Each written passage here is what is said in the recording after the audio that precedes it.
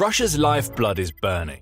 Ukraine has done something that is brutally wiping out $100 million of Russia's money every 24 hours. Ukraine has ignited the flame. Hell has descended upon one industry that is keeping Russia alive in Putin's insane war. And if Ukraine can keep this up, it won't be a matter of how many years Putin can fund his invasion, it will be about how many months. The commander of Ukraine's unmanned systems forces, the infamous Robert Brovdy, explains all in an April 18th Telegram post. $100 million in daily losses, the result of strikes by the unmanned systems forces and other components of the defense forces of Ukraine on the enemy's oil infrastructure, Brovdy blares, as he goes on to explain that Ukraine's approach of systematically striking every aspect of Russia's oil industry, from refineries to depots to export terminals, is crippling Putin's ability to keep cash flowing into the Kremlin's war coffers. A series of Ukrainian strikes conducted over the last couple of months has forced Russia's oil shipments down by a staggering amount. Exports are down by 880,000 barrels per day. At the current market price for Urals crude, that adds up to the $100 million in lost revenue that Brovdy mentions. Step by step, the enemy's oil and logistics system is losing its ability to ensure uninterrupted exports, Brovdy says, adding, "The result of this work is already visible on the battlefield. Fewer resources for the Russians mean greater opportunities for Ukraine's units." Russia is getting desperate now that so much of its oil is burning. The Kremlin is trying to reroute the oil that Russia wants to sell, bouncing it around the country in a desperate search for export terminals that are outside of the range of Ukraine's drones or aren't already burning due to the drones scoring direct hits. This alone affects Russia's oil income. Even if Russia is able to find ports that Ukraine hasn't hit, it spends days, if not weeks, moving oil to them. Delays are happening across the border, with each Ukrainian strike adding to the time that Russian oil that should be en route to other countries spends within Russia's borders. Buyers are getting impatient. The Russians can't do anything about it. What we see here is the result of Ukraine doggedly smashing through Russia's oil industry for around 2 months. In its report on Brovdy's statement, Euromaidan Press reports on the Tuapse oil refinery, which Ukraine struck on April 16th, causing an enormous fire. But that's just the tip of the iceberg that runs deep. In Novorossiysk, Ukraine hit the Sheskaris oil terminal, which forced Russia to try to reroute its oil to Tuapse. You just found out what happened there. Every time Russia tries to make a move, Ukraine follows up with yet more drone strikes that take out the next place that Russia wants to use to export its oil. This is brilliant from Ukraine. A step-by-step demonstration of how to shatter the one industry that keeps Russia's war alive. Going back a few weeks, Ukraine has been hitting a ton of other ports and oil facilities. By March 31st, the BBC was reporting on day after day of Ukrainian strikes against Russia's Baltic Sea oil terminals. Primorsk and Ust-Luga, which account for a combined total of 42% of Russia's oil exports, were hit over and over again in late March as Ukraine made sure that Russia couldn't get these key ports back online. Some facilities in these ports burned for days, only for Russia to have to deal with yet more drones attacking targets once they'd managed to put the fires out. Oil storage tanks were also burned up during these earlier attacks, at least 8 each in Ust-Luga and Primorsk, along with 2 at the Kurishi oil refinery that's also in the Leningrad region. Russia thought this was the bulk of Ukraine's oil strikes for early 2026, but Ukraine was just getting started. Ever since the Baltic Sea ports started to burn, Ukraine has been expanding its scope. The Tuapse and Novorossiysk strikes, we've already mentioned, are examples, and both came after the Baltic Sea strikes. The latter also just happened to take out oil infrastructure in the Black Sea region, meaning Russia can't get its oil out from any of its European ports. Fast forward to April 18th, which is the same day that Brovdy revealed the $100 million per day figure, and there are yet more attacks. 4 important oil sites were hit overnight on April 18th, the Kyiv Independent reports. Among them were yet another oil terminal in the Leningrad Oblast, refineries in the Samara Oblast, and the Tikhoretsk oil pumping station, which is in Russia's Krasnodar Krai region. All Russia would say is that it intercepted 258 Ukrainian drones on April 18th. The truth is that Ukrainian drones have shattered yet more of Russia's oil. And adding to all of this is another strike that was reported literally as we were creating this video. Tuapse was hit again on April 20th, with Ukraine this time striking facilities at the Tuapse port that started a major fire at the facility that had already needed to call on more than 150 firefighters and emergency personnel to handle the blaze caused by the first Tuapse strike that we mentioned. Over and over again, Ukraine's drones batter Russian oil. This is Ukraine's flying sanctions in action, and there is nothing at all random about the timing of these strikes. When the US launched Operation Epic Fury against Iran in late February, Iran responded by closing off the Strait of Hormuz. Putin rubbed his hands in glee. That strait is responsible for 20% of the entire world's oil flow.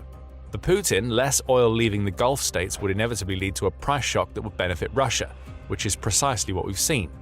By April 7th, the price of Urals crude, which is Russia's brand of oil, had risen to the highest that it's been in 13 years.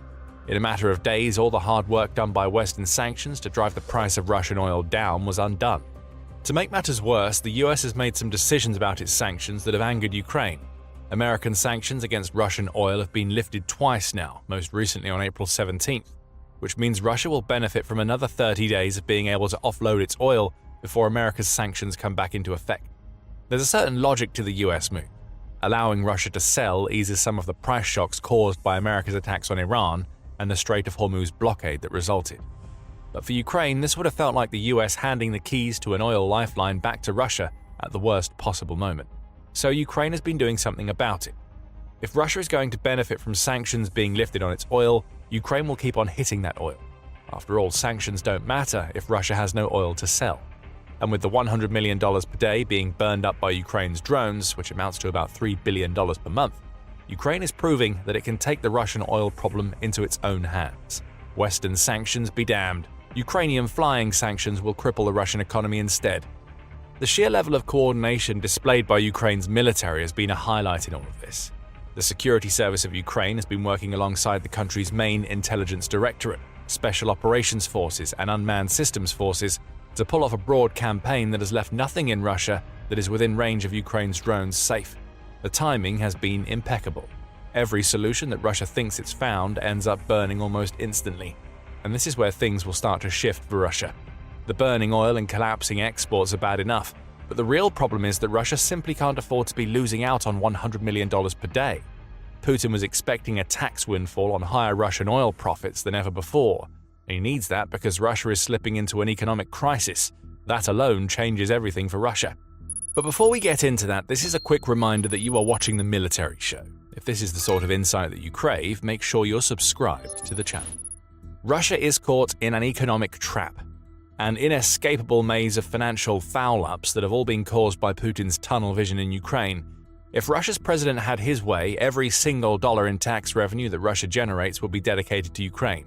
As it stands, almost every dollar is going to the war, which has forced Russia into an ouroboros of bad financial decisions. The cycle is simple. Russia gets money. It spends it on war equipment. That equipment gets destroyed. Russia achieves no return on its investment, and then gets more pumped into the war machine. Eventually, something has to give. The money can't keep on flowing forever. Russia's military spending has grown so massive that it's siphoning away funds that are supposed to be keeping the country itself running. The official figures coming out of Russia are bad enough. According to the Stockholm International Peace Research Institute, Russia spent 7.5% of its gross domestic product, or GDP, on the Ukraine war effort in 2025. That's amounted to 16 trillion rubles, or about $213 billion. Spending for 2026 is supposed to be lower. Just 6.3% of Russia's GDP, or around $198 billion, will be spent on the war machine this year. But that is still a ridiculous amount of money as Putin's invasion enters its fifth year, and it tells us that Russia will likely have spent in excess of $1 trillion on Putin's war by the end of 2026, and that's the best-case scenario. These official figures are what Russia is willing to tell us about its military spending. The reality going on behind the scenes is much worse. In February, Defense 24 reported that the German Federal Intelligence Service, or BND, has found that Russia's actual military expenditures are far higher than the country is declaring to the world or its own people. The reality, the BND says, is that Russia's spending might have been up to 66% higher than it was declaring. For instance, 2025 may have seen Russia allocate 10% of its GDP to its military, rather than the 7.5% that has been accounted for by official spending. This all means that Russia could be spending as much as 50% of the country's entire state budget on Putin's insane vision for a world where Ukraine is part of the Russian Federation. How can Putin possibly see this as sustainable? Even if Russia were to somehow win in Ukraine, there will be nothing left of Russia for Ukraine to become a part of. As for where these hidden military costs lie, there are several expenditures that Russia tries to sweep under the rug. A huge amount of the massive bonuses that Russia pays to its volunteer soldiers just for signing up are rarely declared, as they come out of regional budgets and aren't officially part of the salaries that Russian soldiers receive. Russia is also relying very heavily on off-budget debt that was made possible by legislation that the Kremlin put in place back in February 2022. War-related lending at Russia's major banks is now being controlled by the state, which allows the Kremlin to provide favorable loans to businesses that it believes will help the war effort. So if you're an entrepreneur in Russia who is looking to set up a factory for manufacturing military equipment, you're going to find it much easier to get your hands on a loan to create that factory. This is war spending that is being hidden away from the public, at least for now. Keep Russia's banks in mind because they're at the root of an economic catastrophe that is starting to engulf Russia. All of this brings us back to Ukraine taking out $100 million per day of Russia's oil sales. Oil underpins Russia's war spending. Official or otherwise, a huge portion of the hundreds of billions that Putin is pouring into his invasion comes from the revenue that the Kremlin receives through taxing oil sales. What Putin has done is create a military economy that can only exist as long as money from Russia's energy sector is flowing in. That's the trap, and Ukraine knows it. The combination of lower energy revenues and record levels of military spending is putting Russia as a nation on the brink of ruin. Stagflation runs rampant in a country that has an increasingly impoverished population, and there's no way back for Russia as long as the Ukraine war is happening because Putin needs to keep spending on the war machine.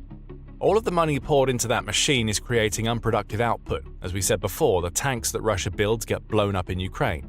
That's not going to benefit anybody inside Russia. Businesses that make products that Russia could sell aren't getting the funding they need to grow. State-controlled banks that favor war-related companies make sure of that. Outside of oil, Russia doesn't really have a product that it can export anymore. Even the weapons that used to bring billions into the economy are being burned up in Ukraine rather than sold to other countries. Sure, you could argue that Russia's weapons industry will be revitalized when the Ukraine war ends. The equipment currently being built to be sent to Ukraine could then be sold to other countries. But is anybody going to want to buy Russia's weapons at this point? Over 4 years of fighting against a country that Russia was supposed to dominate has revealed that the Russian military is a paper tiger. Too much of Russia's equipment fails to do what it's supposed to do, so it's tough to say how successful the war industry will be for Russia in the future.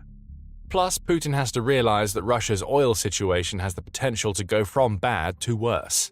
The Strait of Hormuz-related windfall that Russia is trying to capitalize on and Ukraine is expertly cutting off can't last forever. There is already an uneasy ceasefire between the US and Iran, and the end of Operation Epic Fury should lead to the Strait of Hormuz reopening. Oil prices would fall as a result, which would only compound the issues that we've already mentioned. Russia's economy is still struggling, even as it's able to sell whatever oil it can get out of the country at higher prices than it has at any other point during the war. What happens to that economy when the price of oil goes back down and Ukraine keeps on hitting the export terminals? Nothing good is the answer. And if you need any more reasons why Ukraine is on the right track by taking out Russian oil, you need only look at something that we raised a few moments ago, Russia's banks. They're struggling enormously as a result of Russia's reliance on its energy industry and Putin's refusal to let any of the emerging crises inside Russia distract him from spending on the Ukraine war. We got early signals that Russia's banks were going to struggle in 2026 toward the end of January. That's when the Moscow Times revealed that Russia's banks have been shutting branches at the fastest pace in years. In 2025, 1,700 bank branches were closed down in Russia, which was 3.6 times higher than the number of branches that closed in 2024. Right now, Russia has 22,300 bank branches. It had 30,000 back in 2019. Now, there's a logic, at least inside the Kremlin, for these closures. Russia's banks are closing branches because they're shifting their services online. This is something that we've seen all over the developed world, so on the surface, nothing should seem out of the ordinary about all of this. Sure, thousands of Russian people are losing jobs at a time when their country's economy is crumbling, but Putin won't care about any of that. But something else that is happening with Russia's banks is catching people off guard. The branch shutdowns of 2025 happened ahead of the Kremlin's crackdown on internet services throughout Russia. By April 3rd, the Kyiv Independent was reporting that Russian banks are facing major service outages, as moving to online models isn't exactly a good idea when you have a government that is actively trying to stop people from going online. The outlet says that outages have affected mobile banking apps, ATM withdrawals, and payment transfers for some of Russia's largest banks. This all has a knock-on effect for Russian businesses, as they are forced to accept cash payments only. Adding to this, Medusa reports that no Russian bank has been able to access the Russian Interior Ministry's databases to verify passports since April 15th, as yet another service that keeps Russia's banks running was shut down with no timeline for restoration. If we didn't know any better, we would say that the Kremlin is purposefully trying to cripple Russia's banks. None of this makes sense. Speaking about the businesses that are struggling to provide services due to a combination of Putin's war spending and Russia's banks dealing with outages and closures, those companies are becoming a problem. Overdue accounts receivable in Russia's business sectors have reached the highest level since the global financial crisis of 2008, Pravda reports. Overdue receivables increased to $100 billion by April 17th, which is a 26% increase. Guess what that means for banks? Russian businesses aren't getting the money they're owed. That breaks the payment chain, and those businesses can't service the debts they have with their banks if they're not receiving income owed to them. Russian businesses are getting poorer as their obligations to banks remain high, and that is a recipe for disaster. When the businesses can no longer pay, the entire Russian banking system crumbles. Outages and closures aren't helping with any of this. And still, Ukraine's drones fly. Ukraine's campaign against Russian oil exports has obvious impacts on the surface. When oil can't be exported, the Kremlin has less money that it can dedicate to the invasion effort. But beneath the surface of those strikes is a Russian economy that is in crisis mode. Military spending has spiraled out of control as the Kremlin tries to hide the true extent of its expenditures from a population that is getting poorer and watching as their towns and cities bear the brunt of Putin's bad decisions. Russia is producing far less product for export than it has in years, again because the Kremlin keeps pumping cash into the war machine. And now, the banks, which everybody from the average person to Russia's largest businesses need, are starting to crumble due to unpaid debt and Kremlin internet crackdowns. This is an economic powder keg. Ukraine's goal now is to keep up the deep strike pressure until that powder keg blows up in Putin's face. Maybe you want to find out more about the types of strikes that Ukraine has been conducting against Russia's oil sector. If so, we can take you back to Novorossiysk, where Ukraine unleashed a hellstorm against one of Russia's key Black Sea ports earlier in April. Check out our video if you want to find out more about precisely what Ukraine is doing that is costing Russia $100 million per day in exports. And if you enjoyed this video, make sure that you subscribe to The Military Show so you don't miss any of our analysis of Ukraine's strikes or Russia's precarious financial situation. And thank you, as always, for watching.